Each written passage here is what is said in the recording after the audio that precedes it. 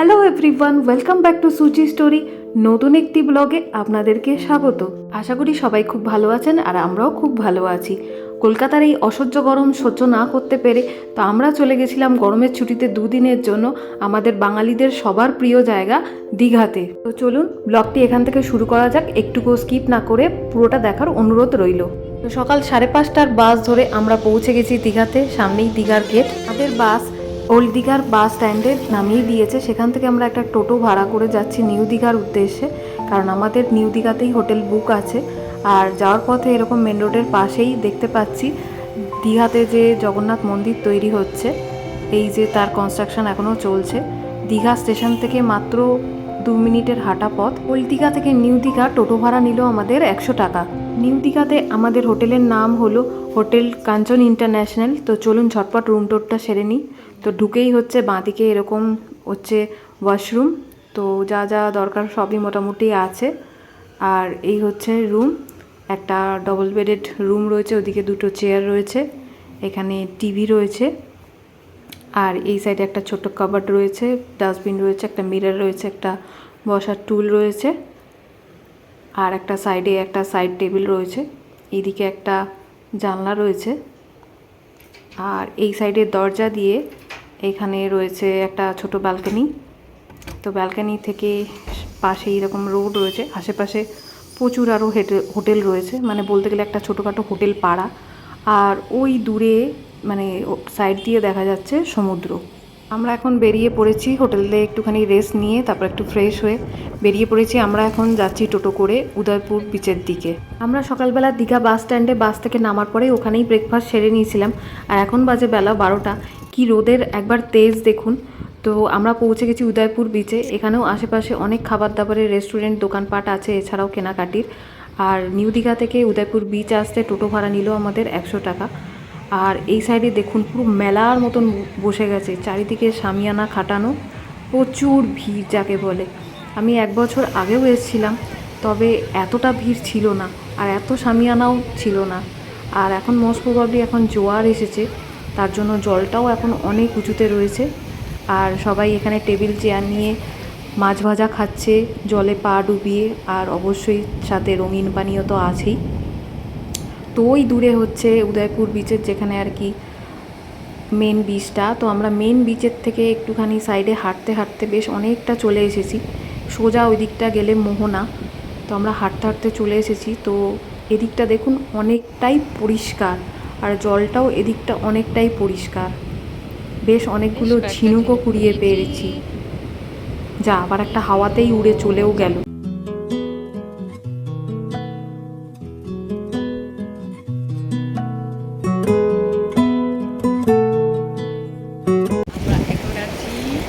Udaipur beach. এই হলো সমুদ্র, এই হলো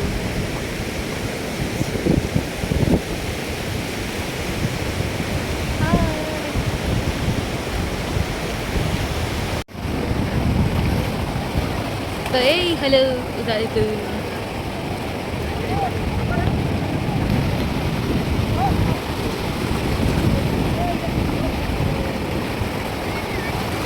এই গরমে গলা ভেজানোর জন্য আমরাও দুজনা 2টো ডাব নিয়ে নিয়েছি। ডাব নিল 60 টাকা করে। আমরা এখন উদয়পুর বিচ থেকে নিউ দীঘাতে চলে এসেছি আবার দুপুরবেলার লাঞ্চ সারতে। চলে এসেছি ভাত, আলু ভাজা, কালাটি, শুক্তো, ডাল, এটা কি পটল চিংড়ি আর মাছ, আর সাথে চাটনি আর পাঁপড়। দুপুরবেলা একটুখানি রেস্ট নিয়ে এখন আবার সন্ধ্যাবেলা রেডি হয়ে নিয়েছি। এই হলো আমার আউটফিট। তো এই হচ্ছে আমাদের হোটেল কাঞ্চন ইন্টারন্যাশনাল। তো আশেপাশে চারিদিকে এরকম হোটেল রয়েছে, পুরো একটা বলতে গেলে হোটেল পাড়া। আর এদিক দিয়ে সোজা চলে গেলেই হচ্ছে সমুদ্র। তো এখন আশেপাশে একটুখানি ঘুরতে ঘুরতে যাব। তো চলুন যাওয়া যাক। তো ওই দেখুন আশেপাশে কত নতুন হোটেল হয়েছে, আরও নতুন নতুন হোটেলের কনস্ট্রাকশন চলছে, মানে ওইদিকে ভিতরে প্রচুর হোটেল। আর এই হচ্ছে মেন রোড, এই রোড সোজা চলে গেছে উদয়পুর বিচের দিকে। চারিদিকে আশেপাশে পুরো ঝলমল করছে, বড় বড় দারুণ সুন্দর সুন্দর সব হোটেল। আর ওইখানে আবার আশেপাশে এরকম পার্কও রয়েছে। ওখানে আবার দেখুন একটা বিশাল বড় কফি মাগের মতন মগ করেছে। তো তো এটা পরে আসবো, আসার সময় আপনাদেরকে দেখাবো।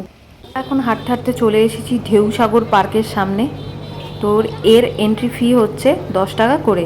ঢেউসাগর পার্ক দিনের বেলা তো সুন্দর অবশ্যই, কিন্তু দিনের বেলার থেকেও রাত্রিবেলা দেখতে আরও বেশি সুন্দর লাগে, কারণ এত আলো ঝলমল করে। আর সন্ধ্যাবেলার পরে এখানে ভিড়ও হয় সাংঘাতিক।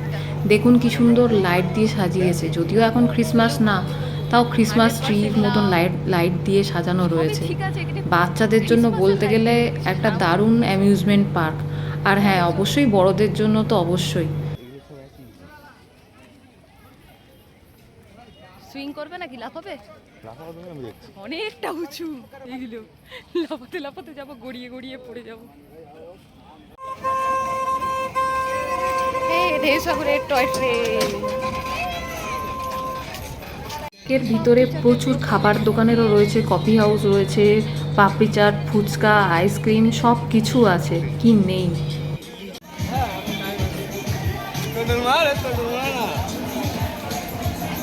আইফেল টাওয়ারে যাবো। এখানে এই 4 সিটের সাইকেলটাকে দেখুন কি দারুণ না, আবার ডাবল ডেকার সাইকেলও আছে। আর এখানে এইগুলো হচ্ছে বাচ্চাদের সাইকেল, অনেকটা সেই রেসিং কারের মতন। আর দূরে আবার ওই যে উপরে সুইং হচ্ছে, এগুলোর জন্য সব আলাদা আলাদা টিকিট কাউন্টার আছে, সব আলাদা আলাদা চার্জেস।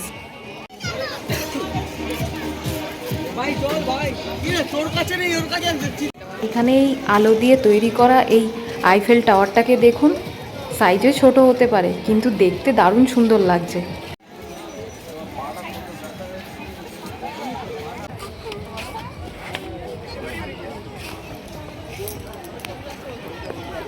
পুরো পুজোর লাইটিং হচ্ছে, ডিস্কো লাইটিং, তাই না? কালী পুজোর লাইটিং এর গেট হচ্ছে পুরো টিকচাক টিকচাক টিক। ও বাবা, এখানে আবার একটা জলে একটা কুমির আছে গো, তবে কুমির পুরো স্ট্যাচু হয়ে গেছে, কুমির নড়ছে। আর এই হচ্ছে ঢেউসাগর পার্কের সেই ময়ূরপঙ্খী জাহাজ, যেটা দীঘা সি বিচ থেকেও বাইরে থেকেও দেখা যায়। কি সুন্দর দেখতে না, আর রাত্রিবেলা তো লাইট দিয়ে আরও সুন্দর লাগছে।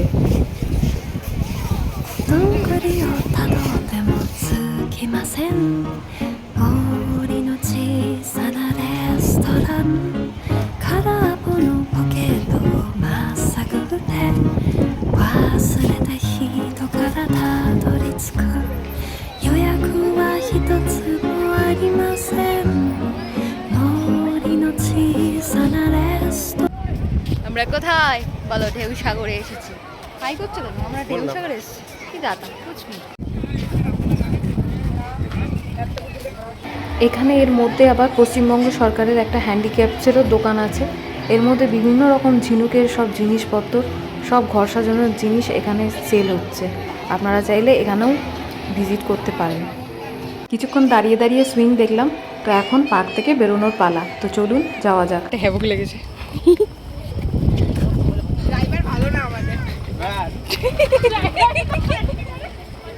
তো চলুন, আমরা এখন চলে এসেছি সেই রাস্তার পাশে ওই পার্কটাতে, যেখানে আসার সময় ওই বড় কফি মগটা দেখতে পেরেছিলাম।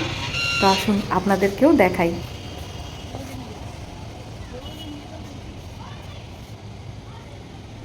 এত বড় হিউজ কাপে কে চা খাবে?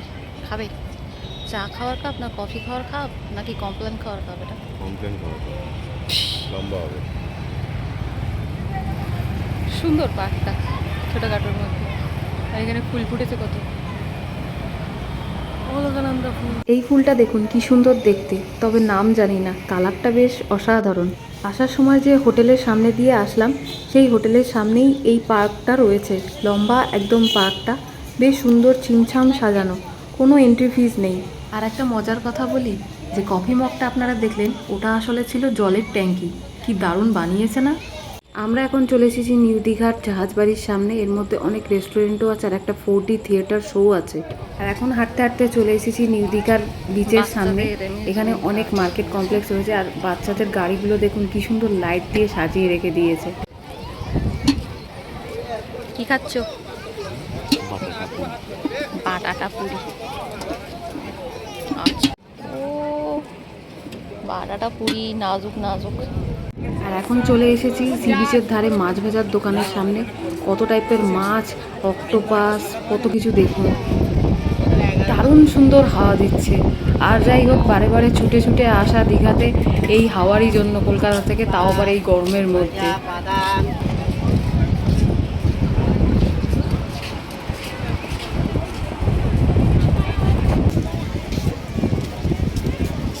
তো আমরা এখন সি বিচ থেকে ফিরছি, আর এই হচ্ছে নিউ দীঘার মেন রোড, বিচে যাওয়ার যেটা। তো এখন অনেকটাই রাত হয়েছে, বেশ প্রায় 9টা 10-15 মতন বাজে।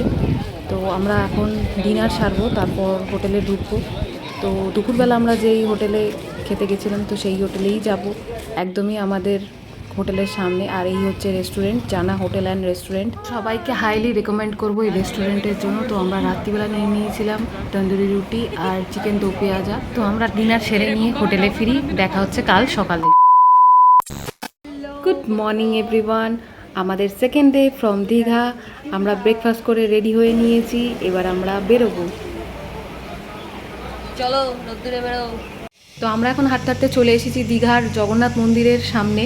তো এখানে হচ্ছে জগন্নাথ মন্দিরের কাজ। আমরা একটুখানি ব্যাক সাইড থেকে মানে শেয়ার করার চেষ্টা করছি। ওই দূরে ওপরে উঁচুতে লোক উঠে রয়েছে, সারা দিন রাত এক করে এখন কাজ চলছে। আশেপাশের এক দোকান থেকে খবর পেলাম যে সম্ভবত এই 2024-এর জুলাই মাসের এই রথযাত্রার সময় এই মন্দির ওপেন করা হবে। কিন্তু যা কাজ চারিদিকে বাকি রয়েছে দেখতে পাচ্ছি, তো মনে হয় না পুরোটা তৈরি করতে পারবে, বাট মনে হয় পার্শিয়ালি কিছুটা ওপেন করে দেবে জনসাধারণের জন্য। আর এই হচ্ছে পাশে চলে গেছে পুরো মেন রোডটা দীঘার। আর এই হচ্ছে গেট, এরকম চারদিকে 4টে বড় বড় এরকম গেট হচ্ছে। দীঘা রেলওয়ে স্টেশন থেকে মাত্র 2 মিনিটের হাঁটা পথ, একদম পাশেই হচ্ছে এই জগন্নাথ মন্দির। আর ওইখানে দেখুন ফ্লেক্সের মধ্যে পুরো মন্দিরটার একটা ছবি স্ট্রাকচার করে দেওয়া রয়েছে, জগন্নাথ ধাম দীঘা লেখা রয়েছে। এই রকম বড় বড় গেট হচ্ছে চারদিকে, বেশ সুন্দর কাজ করছে। আর পাশে মনে হয় ওই দূরে অফিস টফিস কিছু হচ্ছে। আমরা এখন চলে এসেছি দীঘার ওই জগন্নাথ মন্দিরেরই অপোজিটের একটা রাস্তায়। সম্পূর্ণ এখানে এসে দেখছি একটা পুরো আলাদা পরিবেশ। চারিদিকে দীঘা আমরা জেনারেলি যেভাবে আর কি চিনি, পুরো ঝাউ গাছের বাগান, সুন্দর একটা সি বিচ, মানে এই জায়গাটাতে এসে সেরকমই একটা ফিল পাচ্ছি। জাস্ট এখানে এসে মনের শান্তি, আর বলতে গেলে অবশ্যই চোখের একটা শান্তি। আস্তে আস্তে চারিদিকে এত হোটেল আর মার্কেট কমপ্লেক্স এখন গড়ে উঠছে, তার জন্য দীঘার এই যে ন্যাচারাল বিউটি, সেটাই আস্তে আস্তে কোনোভাবে এখন নষ্ট হতে চলেছে প্রায়।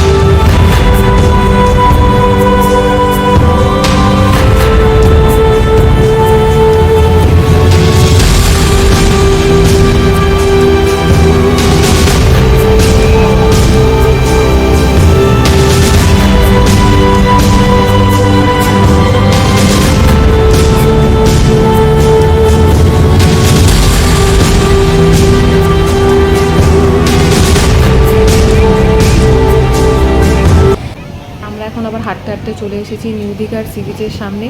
সাংঘাতিক রোদ, পুরো রোদের মধ্যে মানে থাকা যাচ্ছে না। আর অনেকেই দেখছি এর মধ্যে স্নান করতে চলে গেছে সমুদ্রে। তো আমরা স্নান করব না, আমরা পাশেই যাচ্ছি একটু ছায়ার খোঁজে। তো পাশেই রয়েছে ডাবের দোকানে, তো আমরা সাথে ডাবও খাবো আর একটু ওখানে রেস্টও নেব। এক একটা ডাবের দাম নিল 60 টাকা করে। তো আমরা এখন দুপুরবেলা লাঞ্চ সারতে চলে এসেছি আবার সেই আমাদের হোটেলের সামনের রেস্টুরেন্টে। তো আজকেও আমরা রুই মাছের থালি নিয়েছিলাম 110 টাকা করে। হোটেলে একটু রেস্ট নিয়ে দুপুরবেলা, তারপর আমরা এখন আবার বিকালবেলা রেডি হয়ে বেরিয়ে পড়েছি নিউ দীঘা থেকে। আজকে আমাদের গন্তব্য হচ্ছে ওল্ড দীঘা। তো আমরা এখান থেকে একটা শেয়ার অটো ধরে নিলাম। শেয়ার অটোতে পার পার্সন 20 টাকা করে নিল, আর না হলে টোটো নেয় 100 টাকা করে।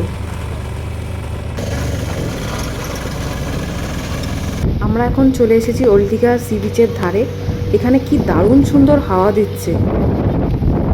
আরে বাহ, ওদিকটা আবার দাবার কোট করেছে, চলো ওদিকে ঘুরে আসি। দীঘা সি বিচ বরাবরই সুন্দর সাজানো গোছানো, কিন্তু এবার এসে দেখলাম আরও সুন্দরভাবে সাজিয়েছে।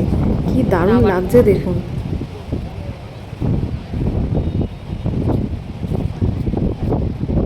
আর ওই সাইডে আবার সহজ পাঠের সমস্ত কিছু রয়েছে।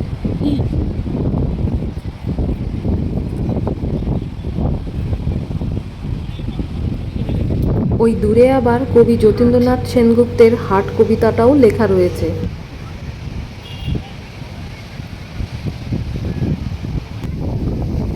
বুড়া মত দেখো, বুড়া মত শুনো, বুড়া মত বলো। কোথায় আছো? আমরা দীপুদার দীঘাতে আছি। দীপুদার রাইট, দীপুদার দিতে আছি, দীপুদার দি। দীপুদা দীঘা হাওয়াতে উড়ে যাবে পুরো একদম। এই জায়গাটা ওয়েস্ট বেঙ্গল ট্যুরিজমের তরফ থেকে কি সুন্দরভাবে সাজানো হয়েছে দেখুন।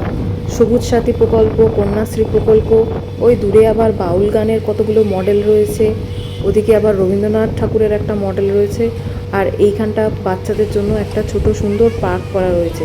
আর দারুণ সুন্দর হাওয়া, চারিদিকে পরিবেশটা জাস্ট ফাটাফাটি। ফটোগ্রাফি করার জন্য সুন্দর একটা জায়গা। একটু সন্ধে হতেই লাইটগুলো চারিদিকে জ্বলে উঠেছে, আর দেখুন কি দারুণ সুন্দর লাগছে। এক অন্যরকম পরিবেশ তৈরি হয়ে গেছে।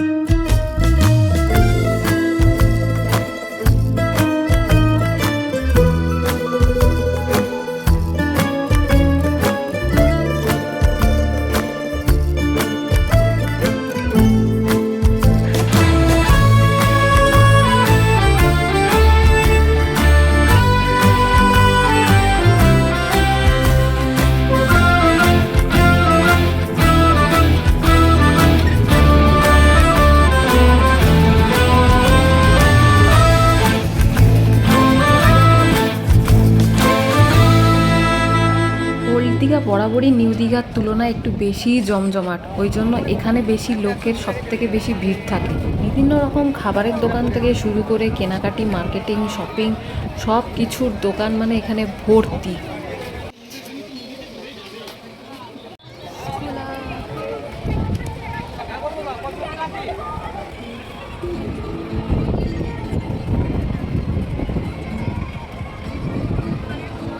আমরা এখন চলে এসেছি ওল্ড দীঘা বাস স্ট্যান্ডের অপোজিটেই রয়েছে নেহেরু সুপার মার্কেট।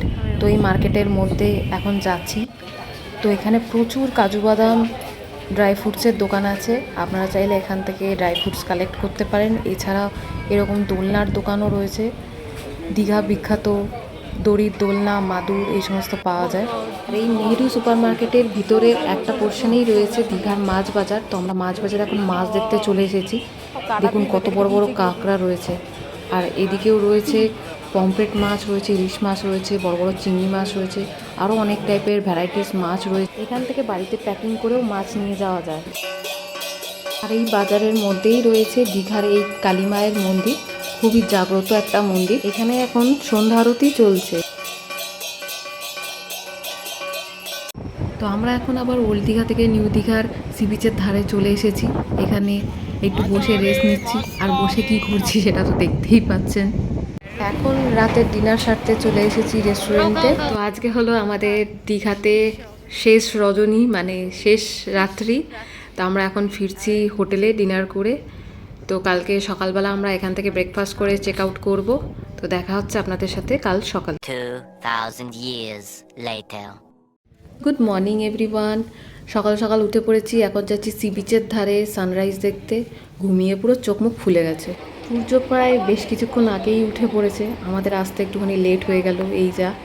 তবুও এখনও মোটামুটি ভালোই দেখা যাচ্ছে, বেশ হাফ বয়েল ডিমের কুসুমের মতন গোল সুন্দর সূর্যটা হয়ে রয়েছে। এই ভিউটাও খারাপ লাগছে না, বেশ দারুণ সুন্দর লাগছে কিন্তু।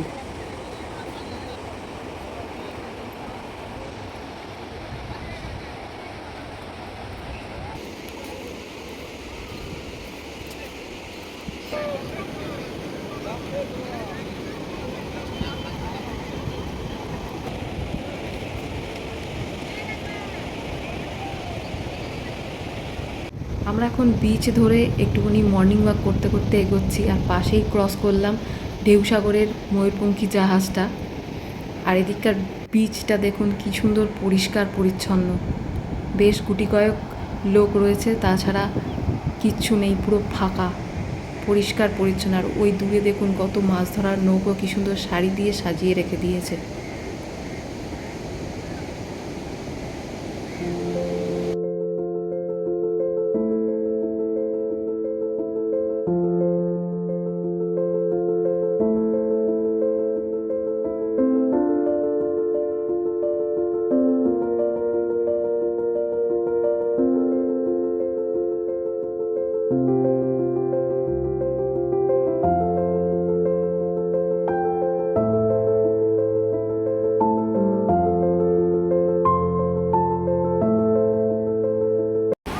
একটু উপরে উঠতেই সারা বিচে লোক ভর্তি হয়ে গেছে। আর এদিকে স্পিড বোটে করে সবাই যাচ্ছে বোট রাইডে, আর এদিকে আবার জেট স্কির জন্যও সবাই রেডি হচ্ছে। আমরা হোটেল থেকে একেবারে চেক আউট করে রেডি হয়ে নিয়ে বেরিয়ে পড়েছি আর চলে এসেছি রেস্টুরেন্টে সকালের ব্রেকফাস্ট সারতে। তো এই হচ্ছে আমাদের ব্রেকফাস্ট আজকের। আমাদের কলকাতা ফেরার বাস হচ্ছে দুপুরবেলায়, তাই আমাদের হাতে এখনও কিছু সময় বাকি আছে, তাই আমরা চলে এসেছি দীঘা মেরিন অ্যাকোরিয়ামে। এটা জিওলজিক্যাল সার্ভে অফ ইন্ডিয়ার আন্ডারে রয়েছে। এখানে ঢুকতে কোনো এন্ট্রি ফিস লাগে না, আর এমনি ভিতরে কোনো ক্যামেরা অ্যালাউ নয়। বাইরে এরকম একটা বড় একটা তিমি মাছের স্কেলিটন রয়েছে, সেইটা আপনাদের সাথে শেয়ার করছি। কি বিশাল বড় দেখুন স্কেলিটন, কঙ্কাল, কি বিশাল বড় তিমি মাছ।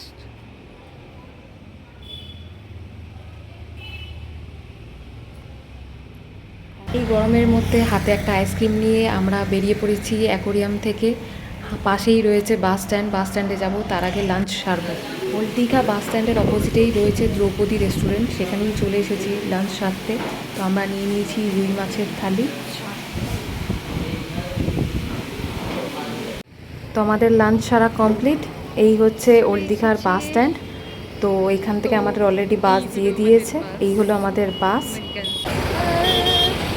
টাটা করে দাও, আমাদের বাস। চলো দেখা চলো। আমাদের এই দীঘা ট্রিপের ব্লগ আপনাদের কেমন লাগলো অতি অবশ্যই কমেন্ট করে জানাবেন, আর ভালো লাগলে অতি অবশ্যই লাইক করবেন, আর নিজের প্রিয়জনদের সাথে শেয়ার করবেন। আর আমার চ্যানেলে যদি আপনারা নতুন হন তাহলে চ্যানেলটিকে অতি অবশ্যই সাবস্ক্রাইব করবেন। দেখা হচ্ছে খুব তাড়াতাড়ি নতুন একটি ব্লগে, ততক্ষণের জন্য টাটা।